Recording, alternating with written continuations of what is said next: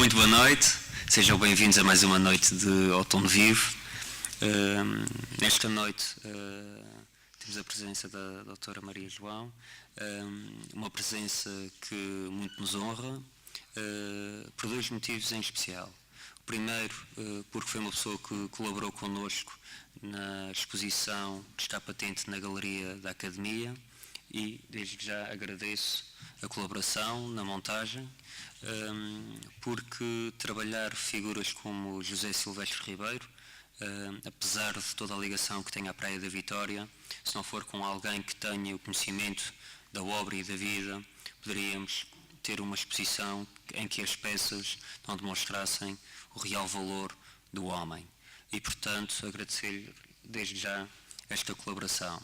E um segundo momento também, porque temos procurado que o Outono Vivo tenha também momentos como este que agora vai decorrer, porque além da importância que a música tem, que o teatro tem, é importante que também se fale do conhecimento dos homens, do conhecimento da vida e das obras, e que este conhecimento fique registado na memória dos presentes e fique também registado para a memória futura em vídeo, com pessoas que tiveram o cuidado de estudar essas figuras e que tiveram o cuidado de transmitir também aos outros esta mensagem e o fruto do trabalho de investigação que realizaram. E, portanto, muito obrigado pela sua presença e, portanto, passo-lhe desde já a palavra. Senhor Vereador da Cultura, caros convidados, minhas senhoras, meus senhores, as minhas saudações e muito obrigada pela vossa presença. Foi um gosto participar na exposição, falo-ia mesmo, se não me pedissem nada. Permitam-me que agradeça à Idilidade o convite para falar de uma figura relevante da história do liberalismo em Portugal, figura essa que mudou a praia, ou o rosto da praia para sempre. E de tal forma que durante muitos anos a única estátua dedicada a uma individualidade foi a de José Silvestre Ribeiro. A segunda, erigida em Portugal, à época a primeira seria a de Dom José I. E que estátua! Para no alto, como se o seu olhar abrangesse não só a atual cidade da Praia da Vitória, como também as localidades que a cercam. José Silvestre Ribeiro nasceu no último dia de 1807, ano, recorde-se, da primeira invasão francesa, como se esse nascimento fosse, por si só, já cheio de sentidos. Por exemplo, da chegada de alguém que iria espalhar as ideias da liberdade por terras por onde passou. A liberdade, valor hoje tão consignado em todos os documentos preponderantes do mundo ocidental, era à época uma novidade, pois por então a maior parte da população vivia subjugada e em condições terríveis. Essa data, 31 de dezembro de 1807, parece também anunciar um percurso existencial rico em peripécias, algo que, como vamos ver, aconteceu de facto. Silvestre Ribeiro foi um liberal convicto, um humanista, cujo labor intelectual e cívico deixou marcas profundas nas terras por onde passou. Marcas urbanas, mas também mentais, pois num tempo em que o livro era objeto quase inacessível, quis deixar bibliotecas para usufruto das populações. E aqui, uma vez mais, a praia surge em lugar de destaque, dado que nos legou uma parte do seu espólio bibliográfico. Este homem levou uma existência longa, de 83 anos, o que era invulgar na época, e foi testemunha de inúmeras convulsões e movimentos políticos que acabariam por levar o país à República em 1910. Uma vida que o levou, como hoje se diz, a sair várias vezes da sua zona de conforto, tendo provado o exílio, a perseguição, a guerra. Fez claras as suas opções e optou pelo lado que viria a sair vitorioso. Uma vitória que a praia ainda hoje se orgulha de conter no seu topónimo e de homenagear com o seu feriado municipal. Silvestre Ribeiro nasceu sem pergaminhos, numa vila da Beira Baixa e da Anha Nova, num tempo em que eles pareciam determinar tudo, e cresceu, tendo por pano de fundo um país abandonado pelo rei, Dom João VI, um país que sofreu os latrocínios de Junot e de Macema.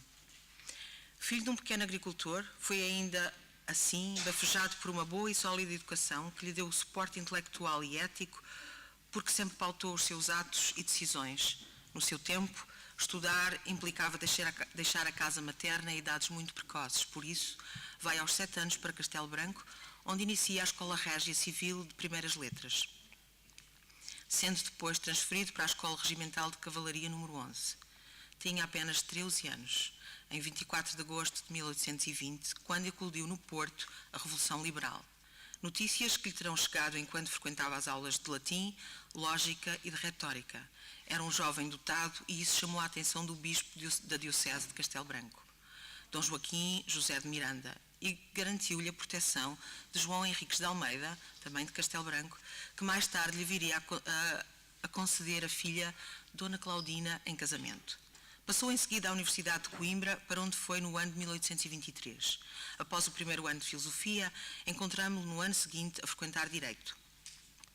É já na Universidade que vive a intensidade das questiúnculas absolutistas, posicionando-se contra elas. Lutou sempre pela Carta Constitucional, jurada no decurso do seu terceiro ano. E as suas convicções eram de tal ordem que ficou para a história um incidente ocorrido numa aula de Direito Pátrio, Instituições do Direito Civil Lusitano, onde pulverizou todos os argumentos do seu adversário, o académico João Batista Teixeira de Sousa Frade Loio, que defendeu o governo absoluto na aula do dia anterior. A arguição de Silvestre Ribeiro levaria à admissão dolente daquela cadeira.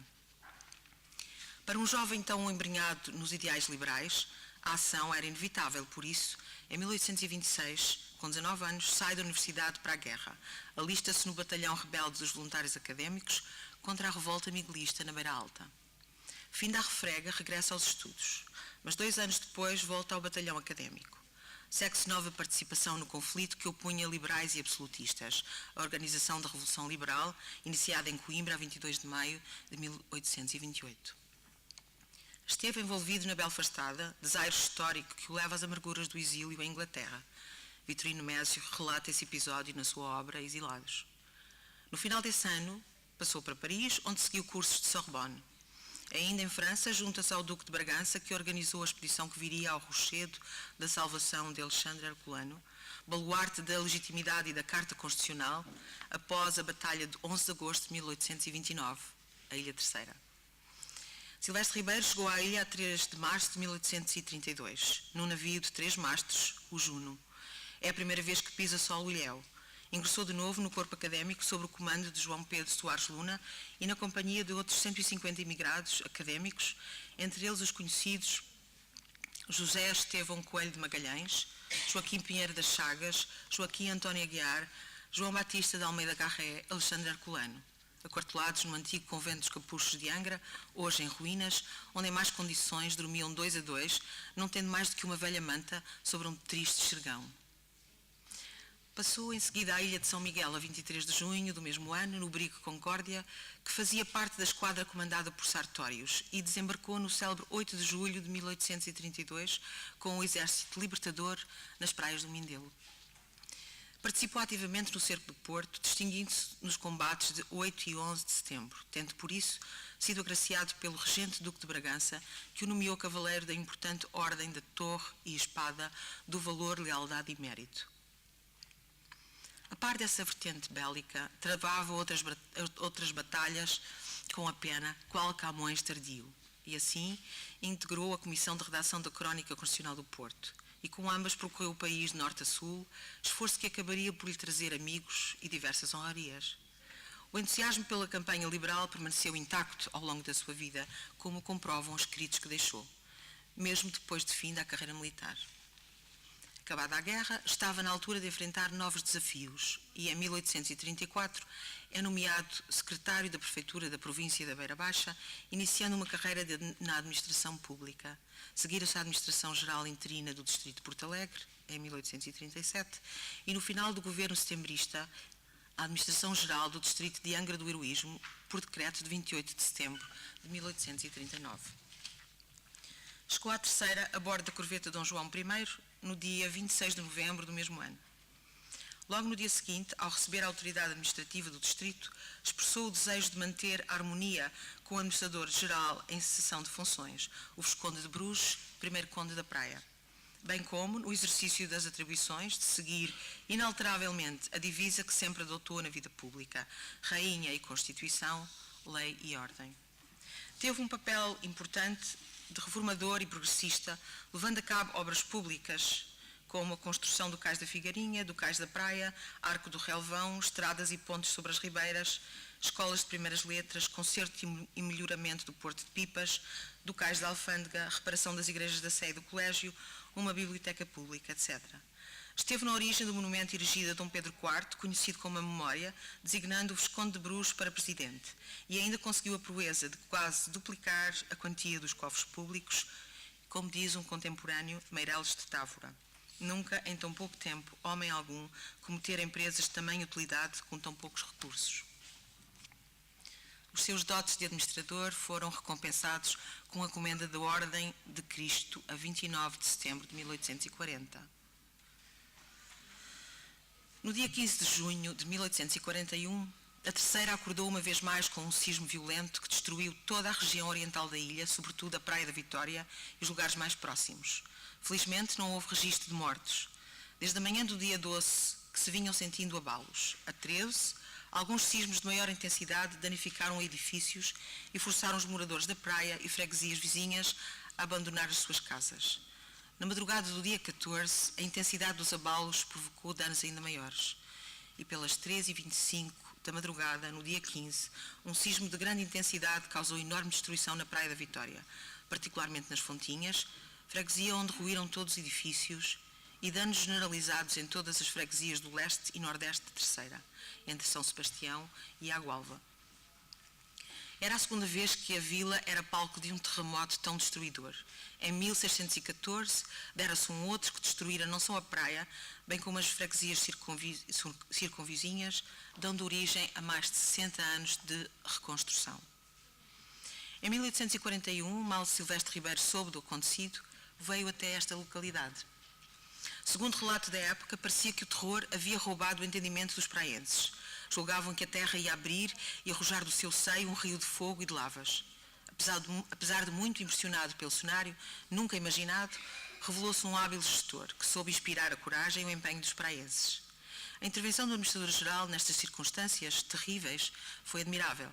Partiu para Angra com a finalidade de conseguir auxílios para as vítimas, enviou embarcações para transporte das famílias que quisessem refugiar-se, levou presos e doentes para Angra, acautelou o tesouro da matriz, enviou socorros de madeira para a construção de barracas, escreveu para São Miguel, ao contador da fazenda, solicitando auxílio para os cofres públicos, bem como para o administrador-geral, no sentido de abrir uma subscrição para acudir às vítimas. Incumbiu um morador da praia, João Vaz da Costa, homem dotado de reconhecidos sentimentos de humanidade e inteligência, de prestar os socorros e tomar as providências necessárias. Estabeleceu então um plano de atuação. Acudir com pronto socorro aos mais necessitados, restabelecer a pouco e pouco o hábito de trabalho, manter o policiamento durante tal estado de coisas, reconstruir a máquina governativa nas povoações arruinadas e, finalmente, invocar o auxílio do governo de todo o povo português e estrangeiro para reedificar a Vila da Praia e as povoações que tinham sofrido com os estragos. Até ao dia 30 desse mês de junho, as réplicas sucederam-se, algumas com bastante violência. As idas à praia tinham de ser diárias para restabelecer a serenidade, a maior dificuldade sentida pelo administrador, e tratar de 1000 providências. No dia 28 de junho, convocou um conselho extraordinário que deliberou o seguinte, cito: a Praia da Vitória, a Vila da Praia deve ser reconstruída por ser aquele ponto o mais interessante para a defesa da ilha, ter uma excelente baía por onde saem as produções da Terceira, possuir os melhores campos, ser muito azada para pescarias, não obstante por modo algum ao plano de reedificação a circunstância de haver a mesma vila sofrido estragos de terremoto em 1614, 1800 e 1801. Criou uma rede de comissões de socorros e para elas estabeleceu os princípios reguladores dos trabalhos de reedificação. Escrupulosa e severa economia, solidez, perfeição e bom acabamento de todas as obras. Acudir com preferência e com maior interesse aos pobres, reconstruindo-lhes as habitações com maior conforto e comodidade do que antes do terremoto. Preocupação que levou a cabo com zelo, sem olhar a despesas. Cito ainda: o que quero é que a Vila da Praia fique muito melhor construída do que estava antes. Se para tornar mais formosa e mais regular a notável Vila da Praia, dar melhor direção às suas ruas, ou emendar qualquer defeito, já antes conhecido, for necessário fazer algumas despesas, não hesite a Comissão em as fazer. Apresentou ao Governo as medidas necessárias à consecução do plano para a reedificação da praia, de realçar o empréstimo aos proprietários da vila e das freguesias de 100 contos de reis, em moeda insulana, para ajudar na reedificação dos seus edifícios, e o decreto de isenção da 10ª por um espaço de 20 anos. A reação do Governo às participações enviadas pelo chefe administrativo de Angra, que se dirigiu comovido à soberania, às câmaras, ao país inteiro, foi profícua. Por proposta de Almeida Garré, a Câmara enviou uma deputação ao Governo que vincava o facto de a Praia da Vitória ser o mais antigo monumento das nossas fortunas e façanhas antigas. A Rainha manifestou grande interesse pela causa. À medida que foram chegando donativos, o administrador pôde flexibilizar o seu plano e alargar as ajudas e os melhoramentos, na preocupação constante de beneficiar os mais pobres.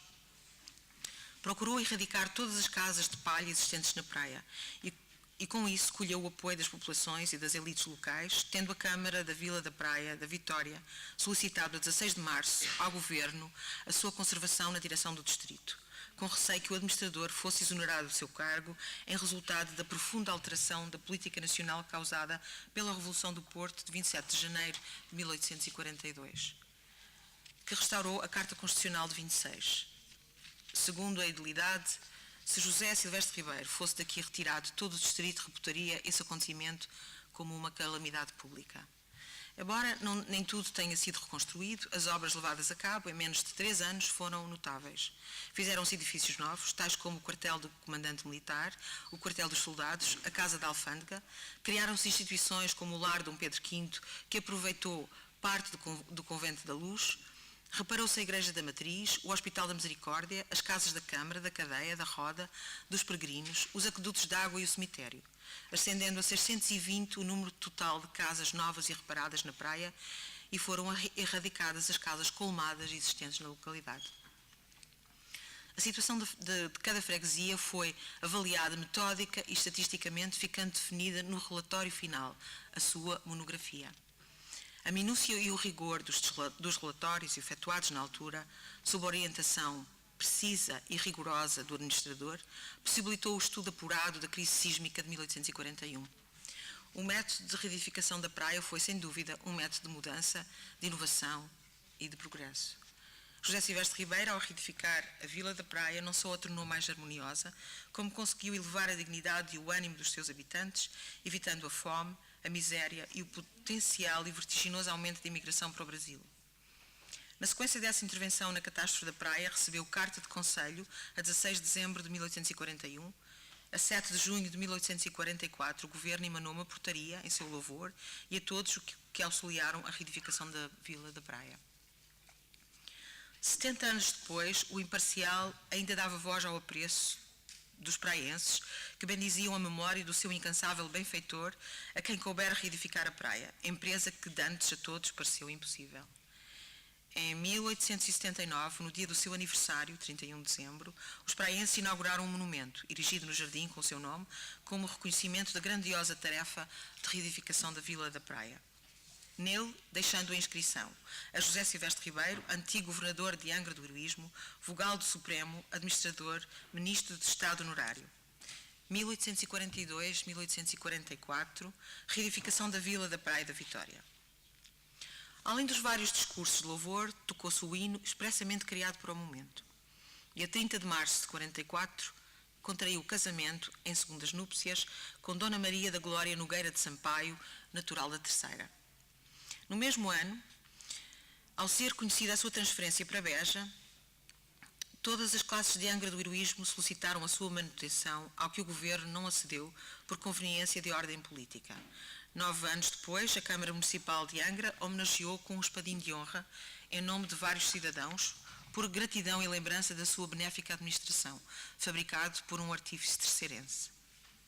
Exerceu o cargo de Governador Civil de Beja até 46, ano em que foi transferido para Faro, onde esteve pouco tempo, pois em outubro desse ano já era nomeado Administrador-Geral do Concelho do Funchal, ilha onde, uma vez mais, recolheu afetos e agradecimentos, como o comprova o colar de ouro, que lhe foi oferecido no dia dos festejos do aniversário da Rainha, 4 de abril de 1852. Destaque-se o seu trabalho nesse arquipélago em prol do turismo. Mais tarde, no centenário do seu nascimento, o jornal madeirense Heraldo refere que nenhum dos 40 governadores da Madeira conseguiu deixar um nome tão prestigiado, respeitado e enraizado no coração dos habitantes do arquipélago, muito embora não tenha a dívida de reconstrução de uma vila em ruínas. Ainda em 1846, foi eleito deputado às Cortes pela Ilha Terceira. 2 anos depois de ser pela Madeira, voltaria a ser eleito pela terceira na legislatura de 1858 e 59. Foi nomeado Conselheiro de Estado Extraordinário em 56. Em 57, Ministro e Secretário de Estado dos Negócios Eclesiásticos e da Justiça, membro do Supremo Tribunal Administrativo. Além disso, foi o principal fundador e presidente da Sociedade Protetora dos Animais, sócio fundador da Associação de Jornalistas e Escritores Portugueses e da Sociedade Nacional Camuniana. Sócio emérito da Academia Real das Ciências de Lisboa, sócio efetivo da Real Associação dos Arquitetos Civis e Arqueólogos Portugueses. Em dezembro de 1881, tornou-se par do reino. No ano de 1891, após a sua morte, o município da Praia da Vitória recebeu o colar de ouro oferta dos madeirenses. Angra recebeu uma serpentina de prata lavrada que havia sido oferecida pela rainha Dona Adelaide de Saxe-Meiningen, viúva do rei Guilherme IV do Reino Unido.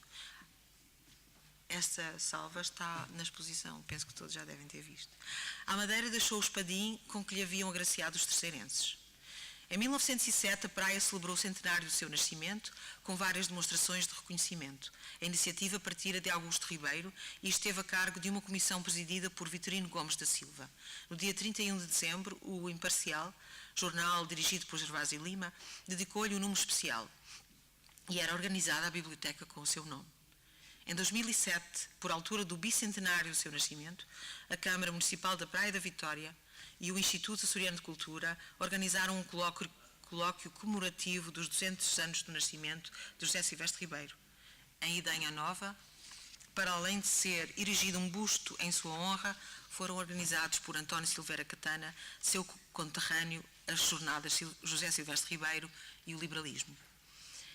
Havia, em grande parte dos políticos do século XIX e da primeira parte do século XX, uma forte dimensão humanista que se manifestava quer no desempenho político ou governativo, quer na vertente teórica que passava pela leitura e pelo estudo, muitas vezes através de investigação histórica, noutras, pela exégese literária, por vezes raiando uma certa ambição renascentista, ao quererem tocar as mais diversas áreas do conhecimento, como foi o caso de José Silvestre Ribeiro.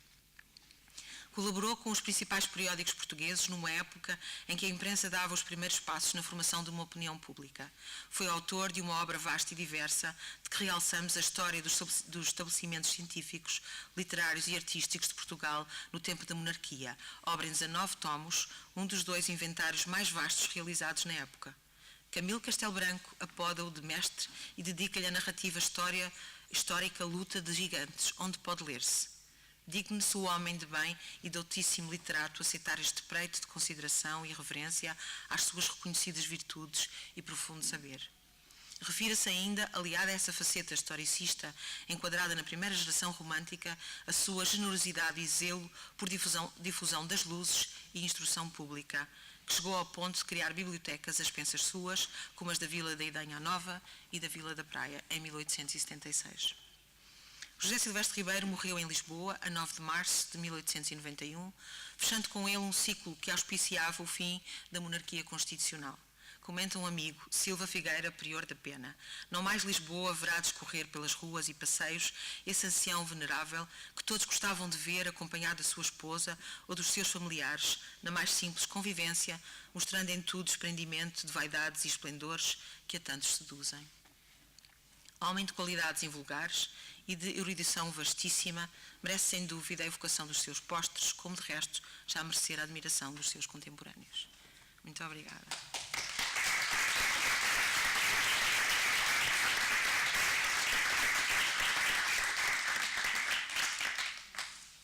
Muito obrigado.